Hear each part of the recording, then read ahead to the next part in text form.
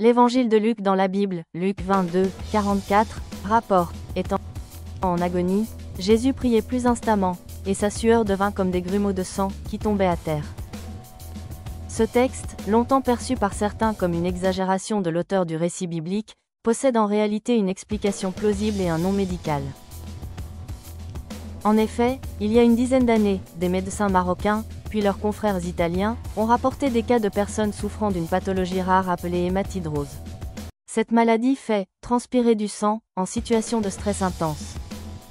Il s'agit en fait d'un mélange de sueur et de sang en concentration variable, comme cela a été décrit pour Jésus à Gethsémanée. Les hypothèses possibles. L'explication est que, lors d'un stress très fort, les vaisseaux sanguins très fins entourant les glandes sudoripares, ces organes qui produisent la sueur, se contractent puis se dilatent brutalement, ce qui peut provoquer leur rupture. Le sang ainsi libéré se mélange ensuite à la sueur normale et sort par la peau, formant des gouttelettes ou des traces rougeâtres. Une autre hypothèse évoque l'existence de défauts au niveau du derme, qui se remplirait de sang puis l'extérioriserait occasionnellement. L'hématidrose se distingue de la chromohydrose, qui est une coloration anormale de la sueur due à des pigments, souvent liés à la prise de certains colorants ou des médicaments comme la quinine, lévodopa ou rifampicine. Au total, 36 cas, en majorité pédiatriques, ont été rapportés entre 1952 et 2021.